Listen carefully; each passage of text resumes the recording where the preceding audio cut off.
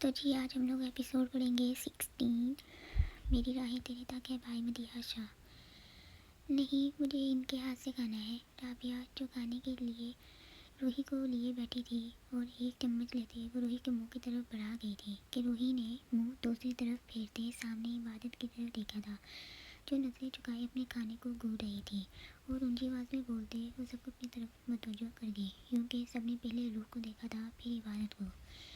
इबादत जो अपनी ही ध्यान में बैठी हुई थी, रूह की आवाज़ और अल्फाज सुन घबराते उसको देख गई। ये आज रूह किस रफ्तार से मुझ पर चढ़ दौड़ी है।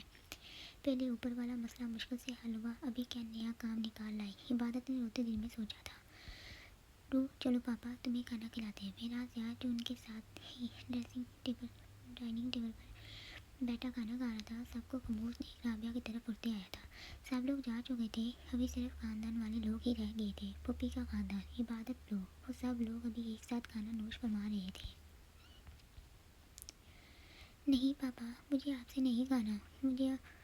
रूह जो तेजी से मुंह बसोरते बोलना शुरू हुई थी, एकदम खामोश हुई थी और इबादत को देखा था जो आंखों को बंद किए बैठी थी। मुझे इबादत आंटी के हाथों से खाना है। रूही सिद्धि अंदाज में बोलती अपनी चेयर से उठी थी और इबादत की तरफ लगी, यूँ कि उसके पास जाकर रुकी थी। आंटी, आप मुझे खाना खिलाओगी ना? रूह ने इबादत को कंधे से हिलाया तो इबादत ने मुश्किल से खुद को डर कर छुपाया था, अपने डर को छुपाया था और सच्ची सच सबको देखा था। इबादत ऐसे करो, तुम उसको खाना खिला दो। सोनिया रूह को खड़ी देख प्यार से बोली तो इबादत ने मुश्किल से मुस्कुराने की कोशिश करते उसको उठाया था और अपनी गोद में बिठाया था। अफशीन बेगम के हमरा कितनी ही नज़रों ने मोहब्बत से देखा था और सबकी सोचों में जो सवाल थे जैसे उनको जवाब मिले थे। अब मेरे साथ खेलोगी अन्नी? अभी सब बड़े बैठे चाय से लुत्फ़अंदोज़ हो रहे थे कि रूह अपनी डोल उठाए एक बार फिर से इबादत के सर पर सवार हुई। महराज यार जो सब बड़ों के साथ बैठा हुआ था, शोर से सबके साथ इबादत को देखना शुरू हुआ था। रूही का बोला लफ्ज़ आनी सबको हैरान कर गया। इबादत जो खुद आनी सुनसाख्त हो चुकी थी, डरते एक नज़र सबकी तरफ देखा था। इबादत को लगा था जैसे आज फिर उसको इस बड़ी महफिल में जलील होना पड़ेगा। आनी? राबिया जो इबादत के साथ ही बैठी हुई थी, रूह को बालों से पकड़ते अपने सामने करते बड़बड़ाई तो रूह ने जल्दी से इबादत की तरफ देखा। हाँ आनी, क्यों? मैं इनको आनी नहीं कह सकती? इबादत आंटी, क्या मैं आपको अपनी आनी बना सकती हूँ? रूह राबिया से खुद को छुड़वाती इबादत के करीब हुई तो सब उसको इसकी बात सुन जैसे सुकून में आया था। सब उसको देख हल्के से मुस्कुराए थे। क्या रूह बेटा, तुमने तो हमें डरा ही दिया था। अफरीन बेगम जो हैरान हो चुकी थी हल्के से अंदाज में बोली, मैंने क्या किया है? वो बच्चों की तरह मुंह फुला गई तो लॉन्च में बैठे सब लोगों के कहके गूंजे। इबादत सबको हंसते देख हल्का फुल्का हुई थी कि किसी को सच पता नहीं चला। हाँ बताओ ना इबादत आंटी, आप मेरी आनी बनोगी ना? रूह सबको इग्नोर करते अपने जिंदी अंदाज में बोली तो सब खामोश हुए। रूह, ये क्या तरीका है? ऐसे आंटी से बात करती हैं? चलो अभी जल्दी से तैयार हो जाओ, याद नहीं आपने पापा के साथ आइसक्रीम खाने जाना था? महराज यार जो इबादत को घबराते नोट कर चुका था, औरतें अपनी बेटी के करीब आया था और उसको देखते अपना हाथ आगे बढ़ाया। अभी मुझे कहीं नहीं जाना, पहले इबादत आंटी बताएंगी, फिर मैं और इबादत आंटी आपके साथ आइसक्रीम खाने जाएंगे। ठीक है ना इबादत आंटी? रूह वापस इबादत के करीब हुई तो इबादत को लगा था इससे बड़ी बेवकूफ़ी कोई इस दुनिया में नहीं।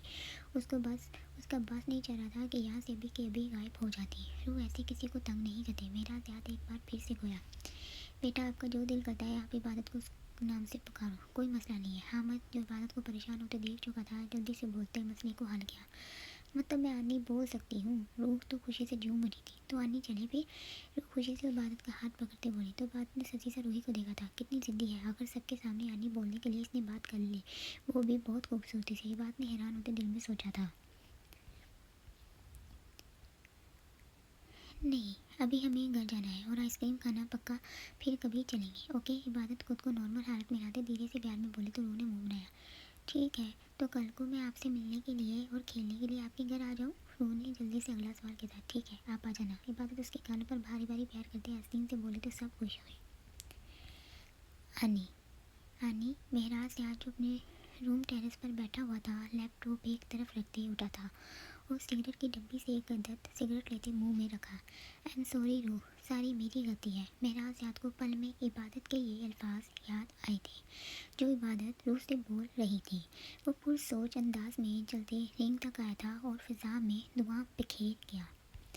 इबादत क्यों नहीं चाहती कि सबको पता चले वही रूह की आनी थी? महराज याद ने सर्द आह भरते दिल में सोचा, जबकि एक कश भरा था और फ़िज़ा में धुआं छोड़ गया। उसको याद आया था वो दिन जिस दिन इबादत उनके घर आई थी जब रूही बीमार थी। वो अपने रूम के करीब पहुंच चुका था कि अचानक से रूम से आवाज़ें सुन वो खिड़की से पर्दा पीछे करते देख गया। जैसे ही देखा महराज ज़्यादा सख्त हुआ। इबादत रूही को अपनी गोद में लिए बेइंतहा मोहब्बत उस पर बरसा रही थी। वो वही जानता था कि उस पर उसको कितना बड़ा शौक लगा था और कैसे वो अपनी हैरानगी को छुपा गया था।